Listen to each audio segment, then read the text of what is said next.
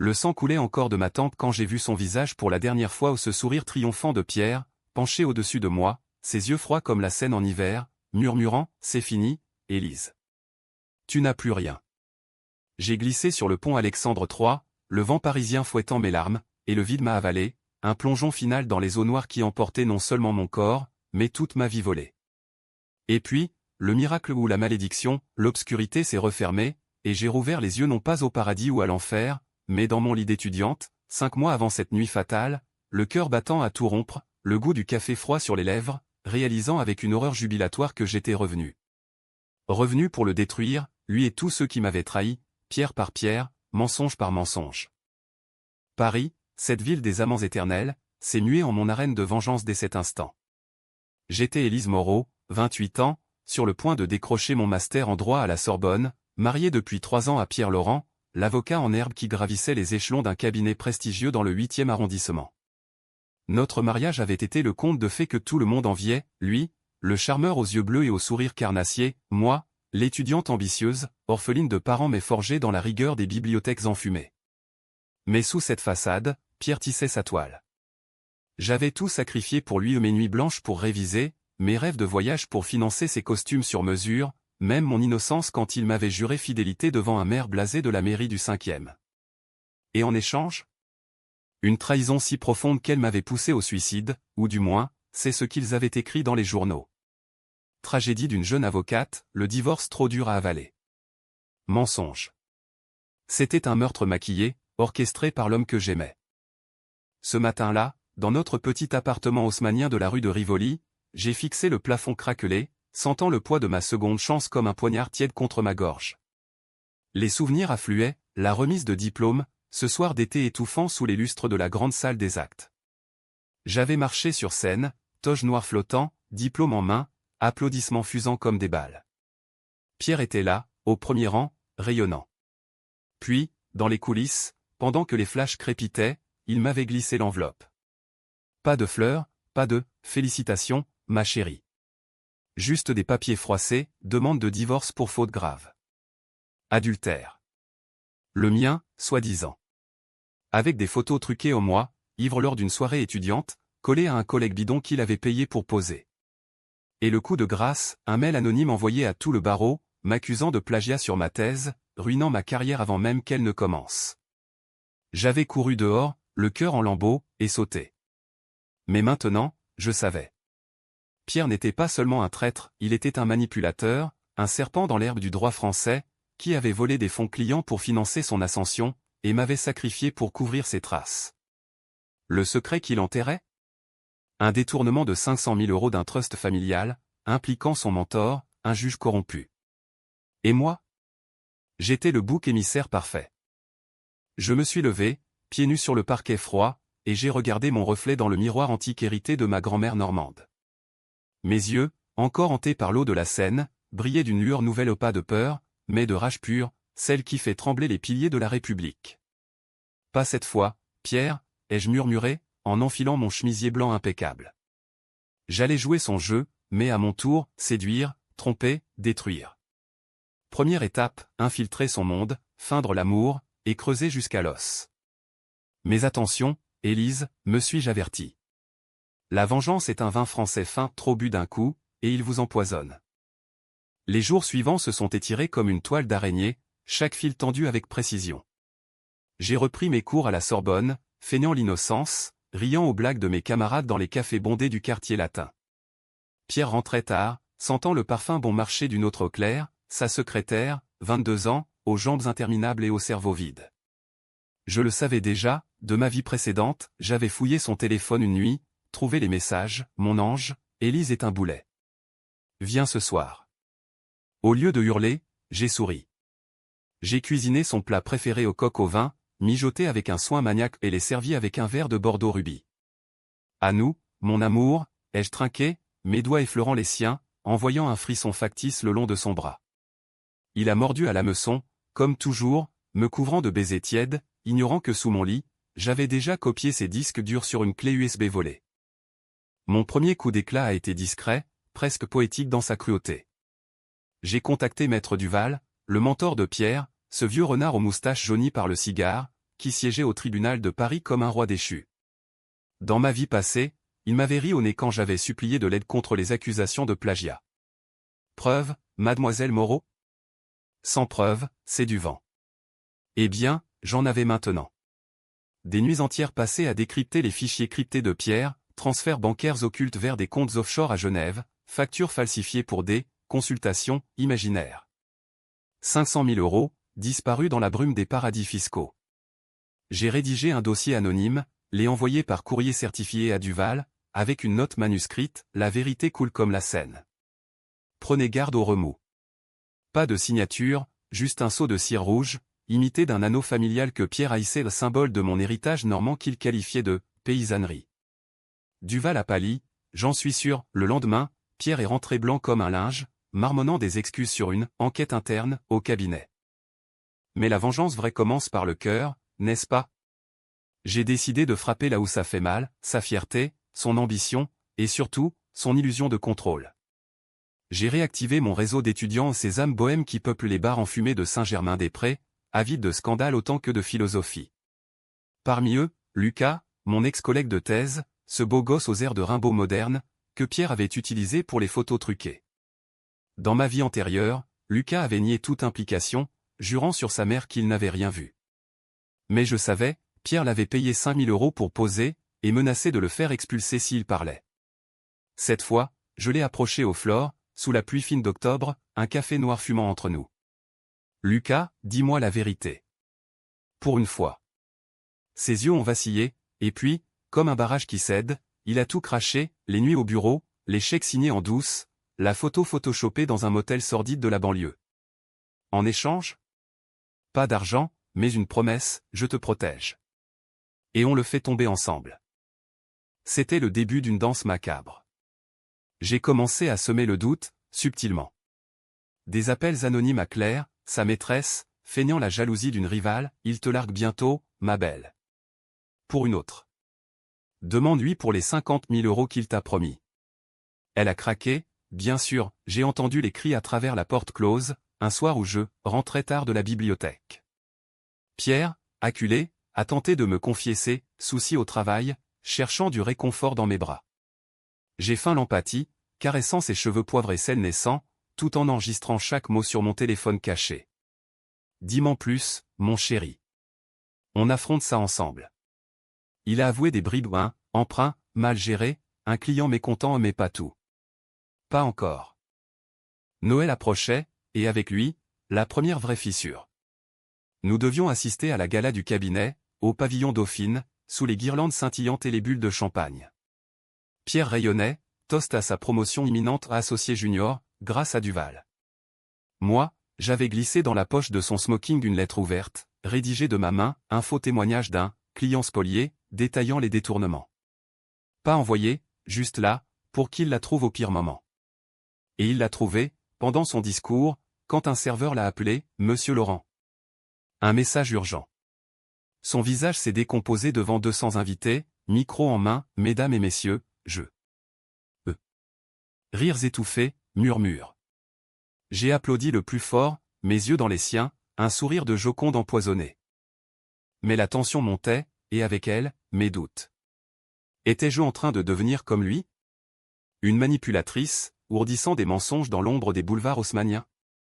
Une nuit, seul dans notre chambre, j'ai pleuré non pour lui, mais pour la fille que j'avais été, celle qui croyait en l'honneur du barreau, en la justice française comme un phare dans la nuit. Pourtant, le lendemain, j'ai poussé plus loin.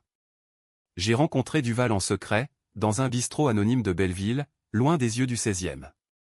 Maître, j'ai des preuves. Contre Pierre. Mais j'en veux plus, son rôle dans l'affaire du trust. Il a ri, un rire rauque de fumeur, et pourquoi vous aiderais-je, mademoiselle? Vous n'êtes qu'une étudiante.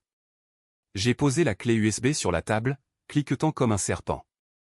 Parce que sans moi, vous tombez avec lui. Choisissez. Il a choisi la survie.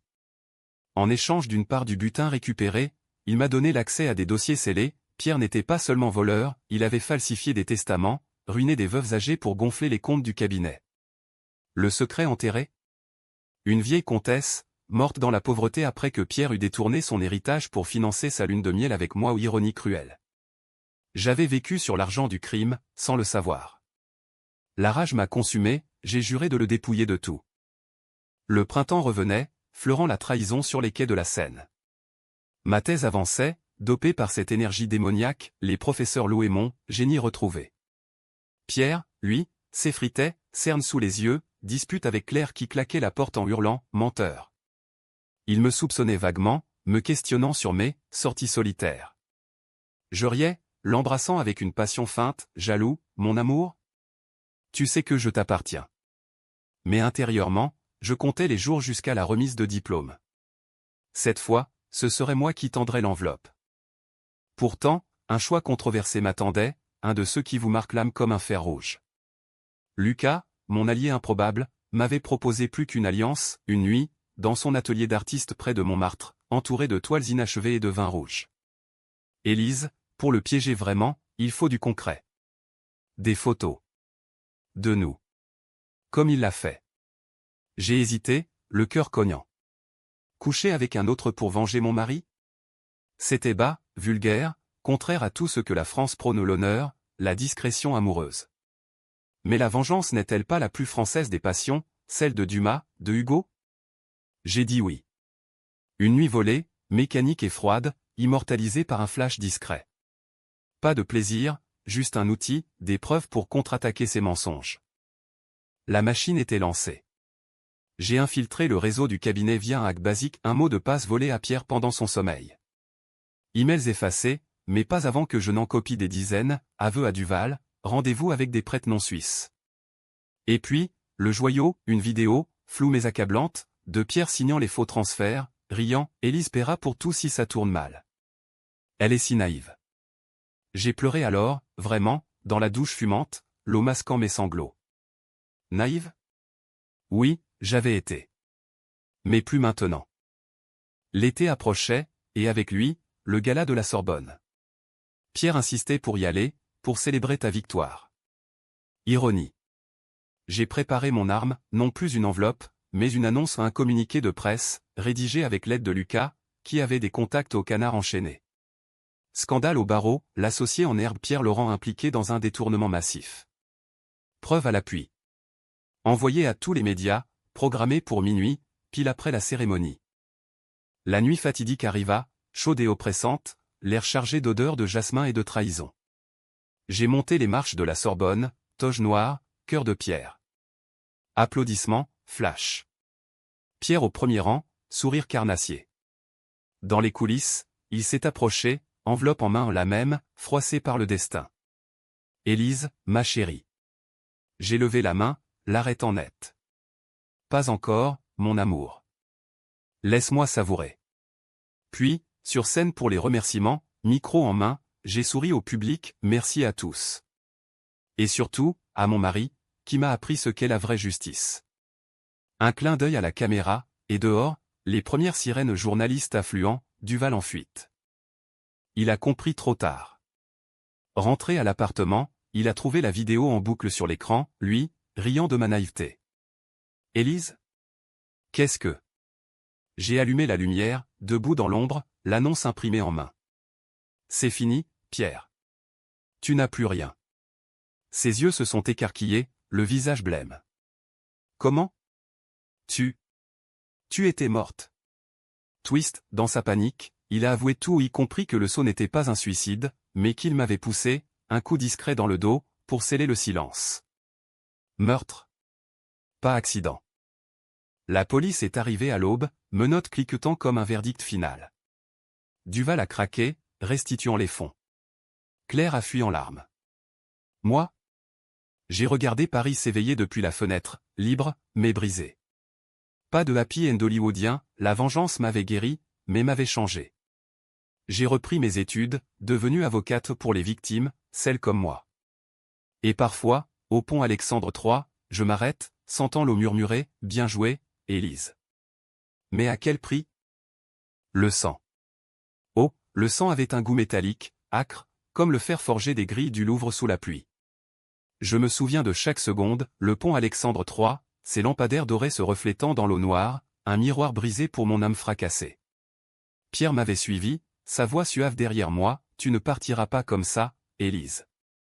Pas sans signer. Et puis, sa main non pas pour me retenir, mais pour pousser, un geste fluide, calculé, comme s'il écartait une mouche importune. J'ai basculé, l'air sifflant, le froid m'enveloppant comme un linceul. L'impact avait été miséricordieux, l'eau m'avait avalé vite, emplissant mes poumons de silence. Mort. Fin. Ou du moins, c'est ce que j'avais cru. Pourtant, quand mes paupières ont papilloté, ce n'était pas Saint-Pierre qui m'accueillait, ni Lucifer avec ses cornes. C'était le plafond de notre chambre, ce satané plafond avec sa fissure en forme de éclair, que Pierre jurait de faire réparer, un de ces jours. Le soleil filtrait à travers les voilages, et l'odeur du croissant brûlé montait de la cuisine en bas. J'ai bondi du lit, cœur tonnant, et couru à la salle de bain. Le miroir m'a renvoyé mon visage le même, mais jeune, sans les cernes de l'épuisement terminal. 23 juillet. 5 mois avant la remise. Trincine. Le mot vietnamien m'a traversé l'esprit comme un éclair d'ironie, puisque Pierre avait toujours méprisé mes lubies exotiques, héritées de lectures compulsives. Mais c'était réel. J'ai touché ma tempe, pas de cicatrice. Juste la police, et une rage qui bouillonnait, prête à déborder. J'ai descendu l'escalier en peignoir, pieds nus claquant sur le bois ciré. Pierre était là, penché sur son journal, Le Monde ouvert à la page des affaires. Bonjour, ma flemmarde. Le café est froid.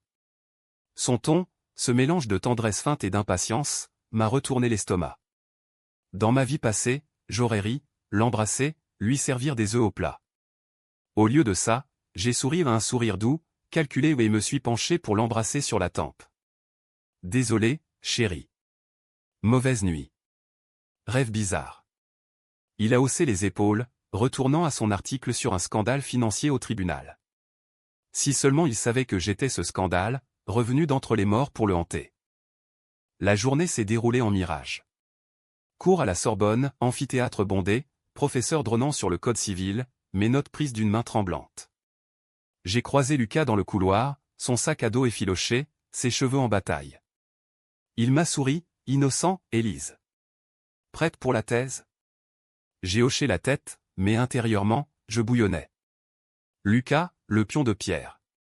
J'ai attendu la pause, l'invitant à un café au Procope, ce bastion historique où Voltaire sirotait son absinthe. Raconte-moi tout, Lucas. Sur Pierre. Sur nous. Il a rougi, balbutié. Et puis, les mots sont sortis, les soirées arrosées, les avances repoussées, la photo forcée. Il m'a dit que c'était pour une blague. Puis menacé. J'ai serré sa main, on le fera payer. Ensemble. De retour à l'appartement, j'ai fouillé.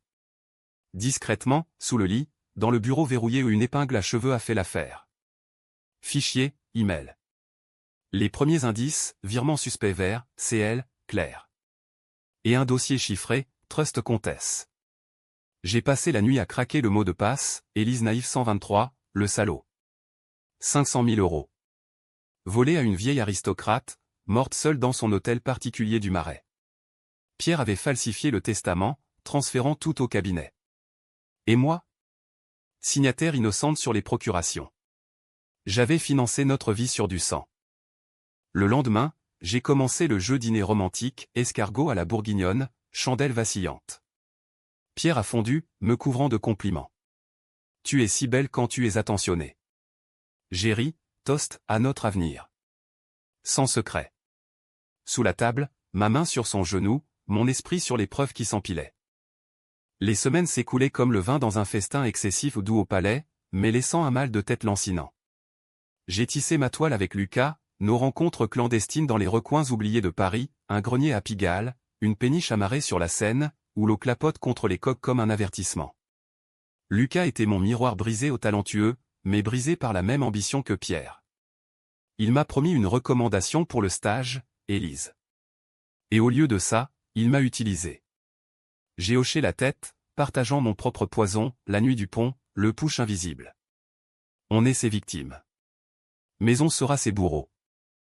Ma première incursion au cabinet fut un ballet de mensonges. J'ai inventé une recherche pour la thèse sur les trusts familiaux, demandant un rendez-vous à Claire. Elle m'a reçu dans le hall de verre et acier du 8e, ses escarpins claquant comme des coups de feu. 22 ans, blonde platine, lèvres pulpeuses le type de Pierre, jeune et malléable. Madame Laurent, quel plaisir. Pierre parle tant de vous. Son sourire était un masque, je sentais la jalousie suinter. J'ai joué l'épouse naïve, oh, Claire, vous êtes si efficace. Dites-moi, c'est Trust. Y a-t-il des cas délicats? Elle a hésité, puis lâché une bribe, rien d'insolite. Juste la comtesse devait une affaire close. Close? J'ai souri intérieurement. Pas pour longtemps. Ce soir-là, j'ai confronté Pierre pas frontalement, mais par effleurement. Au lit, corps enlacés, j'ai murmuré, j'ai vu Claire aujourd'hui. Elle est charmante. Tu as de la chance d'avoir une telle assistante. Il s'est raidi, son souffle chaud sur mon cou. Pourquoi tu dis ça? J'ai ri, feignant la légèreté, jalouse? Non, juste curieuse. Elle semble si proche de toi. Il a nié, bien sûr, mais ses mains tremblaient. Le lendemain, j'ai trouvé des messages effacés sur son téléphone, ne dis rien à Élise. Elle soupçonne. La décision est venue comme un orage d'été, violente, inévitable. Lucas et moi, dans son atelier, toiles éclaboussées de peinture rouge comme du sang. Pour le piéger, il faut du visuel. Des photos. Intimes. Son regard était suppliant, pas lubrique, un appel à la solidarité. J'ai fermé les yeux, revoyant le pont, le push. D'accord. Mais c'est un moyen, pas une fin. La nuit fut mécanique, vêtements tombants, flash crépitant, corps entremêlé sans âme. Au matin, nausée. Étais-je devenu une putain de vengeance? Non, me suis-je dit en sortant dans l'air frais de Montmartre, les moulins silencieux comme témoins. J'étais une survivante, et en France, les survivantes écrivent l'histoire comme George Sand, comme Simone de Beauvoir. Avec les photos en main, j'ai poussé le levier. Un paquet anonyme à Claire, impression granuleuse, note, il te trompe avec moi. Demande les 50K. Crie dans l'appartement le soir même. Pierre, rentrant furieux, c'est quoi ce bordel? Claire est hystérique. J'ai feint l'ignorance, le consolant avec des larmes de crocodile. Peut-être un jaloux au bureau. Raconte-moi tout, chérie. Il a craqué, avouons l'affaire pas le détournement, mais l'adultère. C'est rien, Élise. Juste du stress. J'ai enregistré, caché dans ma poche. Duval est entré en scène alors, ce renard. Rendez-vous à Belleville, dans un bar au mur tagué, odeur de merguez grillée. J'ai posé la clé, vos secrets, maître. Ou les miens. Il a pâli, puis ri, vous êtes la femme de Laurent. Ambitieuse. Que voulez-vous? La vérité sur la comtesse. Et votre silence jusqu'à la remise. Il a cédé, dossier en main, Pierre avait tué la vieille pas littéralement, mais par négligence, la laissant sans un sou, morte de froid dans son lit. Le twist personnel, l'argent avait payé notre mariage. Mon alliance scintillait comme une chaîne. L'air de Paris s'alourdissait doux, moite comme un secret trop gardé. Le cabinet grouillait de rumeurs, Duval évitait Pierre, et Claire avait démissionné, laissant un post-it rageur, pourri. Pierre rentrait tard, whisky à la main, me bombardant de questions, tu n'as rien dit à personne, hein? Je secouais la tête, l'embrassant, jamais, mon amour. On est une équipe. Mais la nuit, seul, je compilais, email, virement, la vidéo floue de la signature. Le dossier gonflait, un monstre prêt à dévorer. Une dispute a éclaté un soir, sous les éclairs d'un orage. Pierre, ivre, m'a giflé au pas fort, mais assez pour réveiller le fantôme du pont. Tu fouines, Élise. Je le sais. J'ai reculé, larmes aux yeux, comment oses-tu? Après tout ce que j'ai fait pour toi. Il s'est excusé, à genoux, pleurant. Moment de faiblesse? Non, calcul, j'ai enregistré ses aveux murmurés, la comtesse. C'était une erreur. Elle était déjà folle. Meurtre par omission. J'ai caressé ses cheveux, chut. Oublions. La préparation du communiqué fut un rituel. Avec Lucas, au canard, brouillon froissé, café noir. Scandale, Pierre Laurent, voleur en toge. Envoyé à Libé, au Figaro, au Monde. Programmation, minuit, jour J. Introspection me rongeait. Dans les jardins du Luxembourg, statue muette, je me demandais, la justice française, avec ses robes noires et ses lenteurs byzantines, tolère-t-elle la vengeance privée? Hugo l'aurait applaudi, Balzac l'aurait disséqué. J'étais entre les deux, une Médéa moderne, prête à tout. Pierre suspectait tout. Suivait mes pas, fouillait mon sac. Une nuit, il trouva la clé USB. Qu'est-ce que c'est? Crise, il me plaqua au mur, yeux fous. Tu me trahis? J'ai nié, pleuré, et il crut au feigni. Mais Duval fuit, appel paniqué, il sait. Sauve-toi. Doute avec Lucas, et si on arrête? La police. Non. Vers la remise, Paris en fête. La cérémonie, lustre, applaudissements. Enveloppe tendue, mais inversée. Annonce explose, sirène, menottes. Pierre hurle, tu étais morte. Je t'ai époussé. Aveu enregistré. Procès, fonds restitués. Moi, avocate pour veuve. Fin, au pont, paix fragile. Vengeance, poison sucré.